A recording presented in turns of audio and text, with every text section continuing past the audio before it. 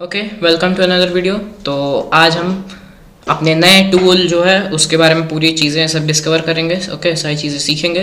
तो बहुत दिन बाद वीडियो आ रही है क्योंकि बीच में बहुत सारी और भी चीज़ें थी जो मैं कर रहा था टेक्नोलॉजी रिलेटेड। ओके, और वो मैं नहीं बताऊंगा ऑफ कोर्स। तो चलिए स्टार्ट करते हैं अपना मेन टॉपिक। तो लगा लेते हैं टर्मिनल और थोड़ा सा मैं इसको कर देता हूँ, सॉरी फायरफॉक्स लग गया। टर्मिनल लगा के थोड़ा सा इसको एनलार्ज कर लेते हैं। ओके, तो हम लोगों का क्या टूल चल रहा था, अटैक 6 टूल किट हम लोग पढ़ रहे थे। ओके, किस पे था, इन्फॉर्मेशन गैदरिंग में अपन लोग एक सेकंड लाइव होस्ट आइडेंटिफिकेशन में THC पिंग 6 हमने पढ़ा था।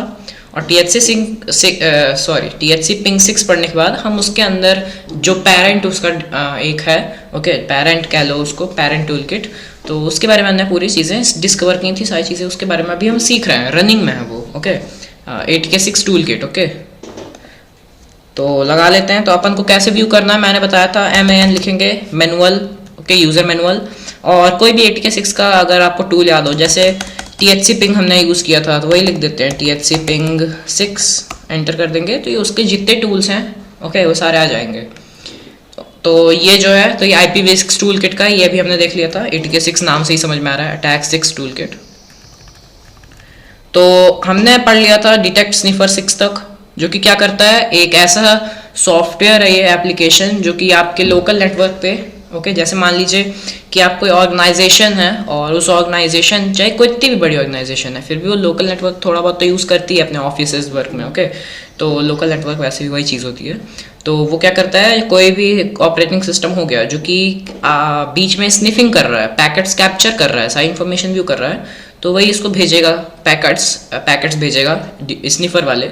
और फिर अगर वहाँ से रिप्लाई आता है स्निफिंग का, तो इसका मतलब कि वो जो डिवाइस है वो स्निफिंग टेक्निक का यूज़ कर रहा है। तो जैसे कि हम यहाँ पे देख सकते हैं, विंडोज़, लिनक्स, OS X मतलब मैक OS पे, और BSD ऑपरेटिंग सिस्टम जो बाकी रहते हैं जिन पे रन हो सकते हैं इस टाइप के सॉफ्टवेयर्स, वो इस पर चेक कर सकता। ओके, तो अब नीचे चलते हैं।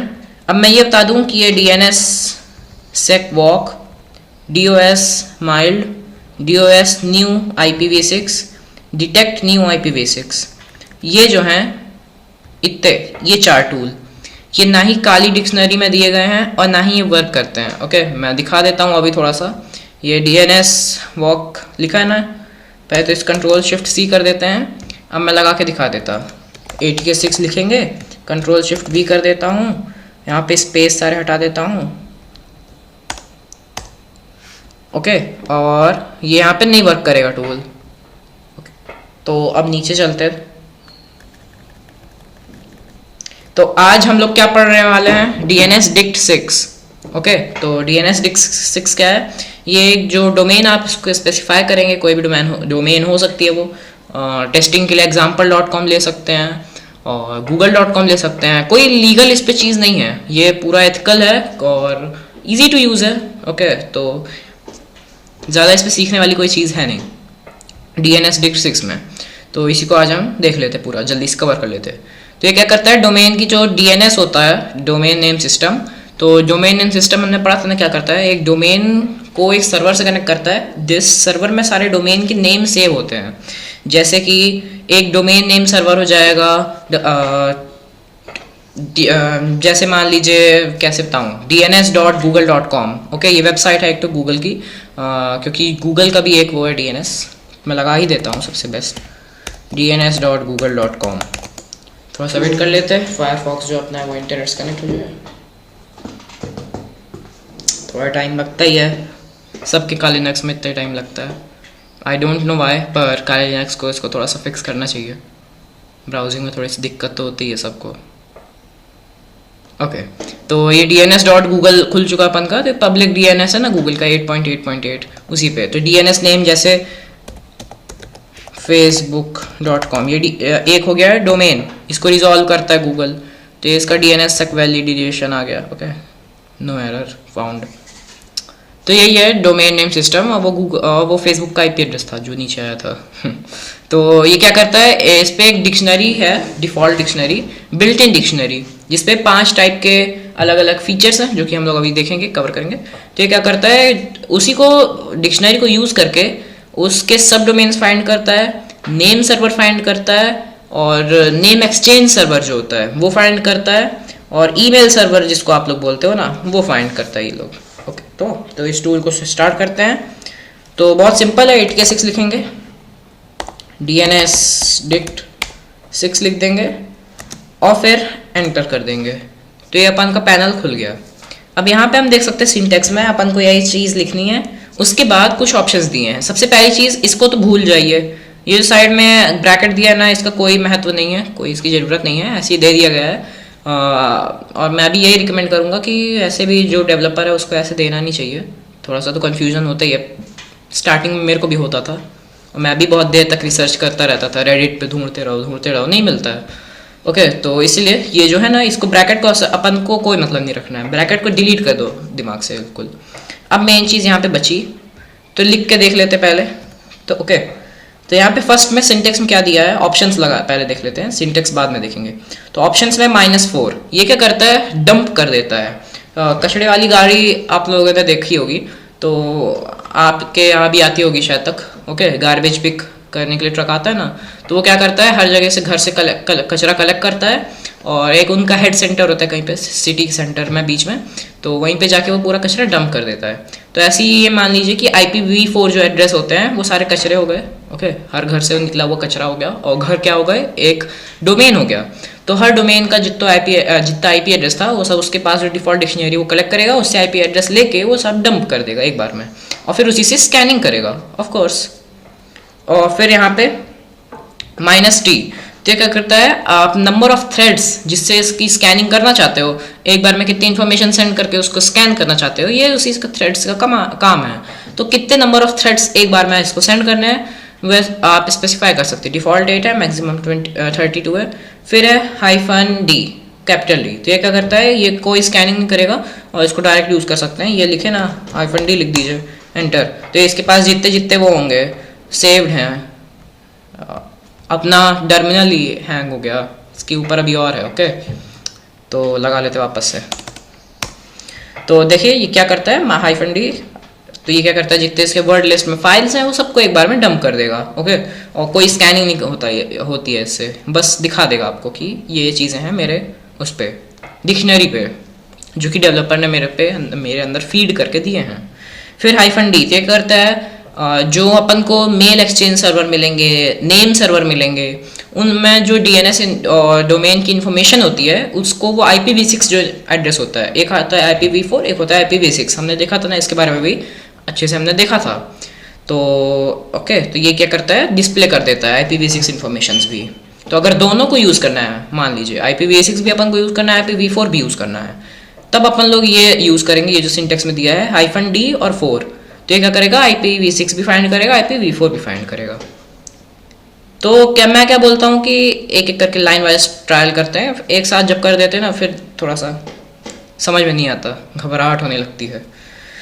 तो -4 पहले लिख देते हैं फर्स्ट ऑप्शन, और डोमेन ले लेते हैं facebook.com की tesla.com, क्योंकि उसके मेरे को लगता है ज़्यादा सब डोमेन्स हैं, इसलिए एंटर। तो सॉरी Ctrl+C। अब मेन चीज़ मैं बताना भूल गया था, तो ये आपको हर स्कैनिंग पे करना पड़ेगा। ये मैं बताया था ना 5 ऑप्शंस, अभी इसके पहले मैंने बताया था, तो वही है 5 ऑप्शंस यही हैं, S, -M, -L, -X, -U। ये 5 ऑप्शन क्या करते हैं, इसके अंदर की डिक्शनरी जो फाइल साइज है वो आप इससे स्पेसिफाई कर सकते हो, और ये हर बार आपको यूज़ करना पड़ेगा। ये मेन ऑप्शन है, ये आपको हर बार यूज़ करना है, नहीं तो फिर डिफ़ॉल्ट ये क्या करेगा, जो सबसे हाईएस्ट फाइल है, मतलब कि सबसे हाईएस्ट फाइल नहीं, जो मीडियम फाइल है, मतलब मीडियम स्कैनिंग की 1419 वर्ड्स हैं जिस पे स्कैनिंग के लिए, वो ये यूज़ करेगा। -M मतलब ओके, तो -S में 100 वर्ड्स हैं, -M में 1419 वर्ड्स हैं, और -L लार्ज में 2601 वर्ड्स हैं, -X एक्सट्रीम में 5886 वर्ड्स हैं, और सबसे ऊपर सबसे लार्जेस्ट U मतलब ऊबर, इस पे कहते हैं 16,724 वर्ड्स जिससे स्कैनिंग करेगा।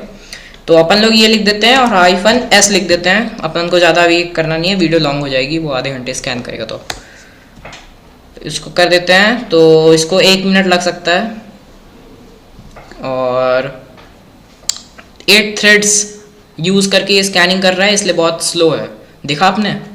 और वही अगर मैं ओके तो हमको कंप्लीट हो चुका है स्कैनिंग और कुछ चीज़ें मिल चुकी हैं। ये हमको दिखा रहा है कि हमको एक IPv4 यूनिक मिला है, ये टेस्ला का IPv4 सॉरी। और इसको क्रोमियम में लगा लेता हूँ मैं, फास्ट लोड होता है, फायरफॉक्स से तो ठीक ही है। ओके तो क्या बोलते हैं उसको, IPv4 को स्कैन करने के लिए था IPv4 info आ गया। ओके ipinfo.io, तो इस पे पेस्ट कर देते हैं, एंटर। तो ये देख सकते हैं मुंबई महाराष्ट्र। ओ एक second, wait a second. Okay तो आई डोंट नो वाई, पर tesla.com जो है उसका रिलायंस जियो पे रन हो रहा है server, I don't know why. Okay तो tesla.com का जो सर्वर है वो जियो पे रन हो रहा है। IP एड्रेस ये देख सकते हैं, मुंबई महाराष्ट्र जियो, रिलायंस जियो ओके तो और फिर यहाँ पे कुछ IPv6 इन्फॉर्मेशन दी है, 2 IPv6 एड्रेस मिल गया है टेस्ला की। अब इस पे -T भी कर देते हैं हम लोग, अगर ये ऑप्शन देखा था ना हमने, और इसको 8 डिफ़ॉल्ट था तो 32 कर देते हैं।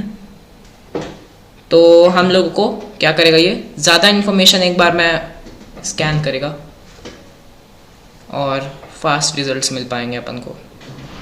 तो ये देखिए उसने स्कैन किया और अपन को फास्ट रिजल्ट मिल गया उसके कंपैरिजन में, देख सकते हैं अपन लोग स्क्रीन पे। ओके तो पिछली बार हमको 2 IPv6 मिले थे और थ्रेड्स चेंज करने के बाद एक ही IPv6 एड्रेस मिला, क्योंकि जल्दी जल्दी में कुछ चीज़ें लॉस भी हो जाती हैं। तो अब दूसरा ऑप्शन देख लेते हैं, तो इसको पूरा डिलीट कर देते पहले। तो दूसरा ऑप्शन क्या है अपन का, हमने 3 ऑप्शन कवर कर लिए, -4 -T -D और अब माइनस कैपिटल डी हमने कवर कर लिया है। -D नॉर्मल जो है वो हमको कवर करना है। अब यहाँ से -S लिख देते हैं, -T में 32 थ्रेड्स और डोमेन का नाम हो जाएगा tesla.com फिर से। और ये क्या करेगा, -D ये IPv6 इंफॉर्मेशन सिर्फ फाइंड करेगा। तो पहले जो चीज़ इस पे फाइंड नहीं हो रही थी, सिर्फ IPv4 में फाइंड हो रही थी, अब ये IPv6 में सारी इंफॉर्मेशन ये फाइंड कर पा रहा है, ये कैपेबल है। तो ये देखिए ये इसका अल्ट्रा DNS आ गया, अल्ट्रा DNS है ना एक कंपनी DNS प्रोवाइडर, उससे टेस्ला का है नेम सर्वर्स। ओके तो ये देख सकते एंट्री तो नहीं फाउंड हुई है, कोई मेल सर्वर एंट्री tesla.com के लिए। और बाकी ये इसके 2 IPv6 एड्रेस मिल गए हैं, यहाँ पे देख सकते हैं। अब जल्दी से मैं और चीज़ें बता देता। तो हमने ये देख लिया, -D देख लिया। -E क्या करेगा, जैसे अगर नेम सर्वर नहीं है ना तो एक एरर आता है, जो कि अभी इस पर नहीं आ रहा है। कोई वेबसाइट हो सकती है जिस पे एरर आए, तो उस पर -E लिख देंगे तो फिर वो एरर नहीं शो करेगा। पर मैं क्या बताऊँ, मैं ये बताता कि -E का ज़्यादा यूज़ होगा नहीं, तो बस ऐसे ही है, -S लिख देंगे और फिर कुछ स्पेसिफाई करेंगे तो वो और चीज़ें -S -M, तो फिर वो और चीज़ें यूज़ करेगा वर्ड्स। फिर अंतिम बचा है -S ये क्या करेगा, सर्विस रिकॉर्ड फाइंड करेगा। तो ये देख सकते हैं सर्विस रिकॉर्ड स्टार्ट कर रहा है और अपन को कुछ सर्विस नहीं मिली है, अपन को कोई सर्विस रिलेटेड नहीं मिला है।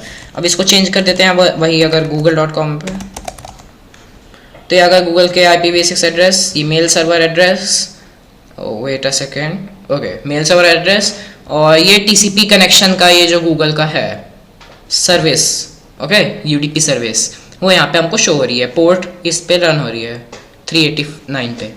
तो आई होप कि आपको सारी चीज़ें समझ में आ गई होंगी। और ये देखिए इसने सारे चीज़ें फाइंड कर दी हैं, सब डोमेन्स, blog.ये, DNS.ये, google.com, email.com, ये mail. admin. और यही सब चीज़ें हैं। तो आई होप कि आज की वीडियो आपको अच्छे समझ में आ गई होगी, मैंने ईजी टू अंडरस्टैंड बताया था। और इसके जो नोट्स हैं, ओके हैंड रिटन नोट्स, वो आपको मिल जाएंगे कमेंट सेक्शन में, गूगल ड्राइव की लिंक है। और यही बताना था कि व्हाट्सएप ग्रुप भी है ना अपन का, तो उसको ज्वाइन कर लीजिएगा, कमेंट सेक्शन में लिंक दिया है, मैं अप्रूव कर दूंगा आप लोगों को। तो thanks for watching the video, bye.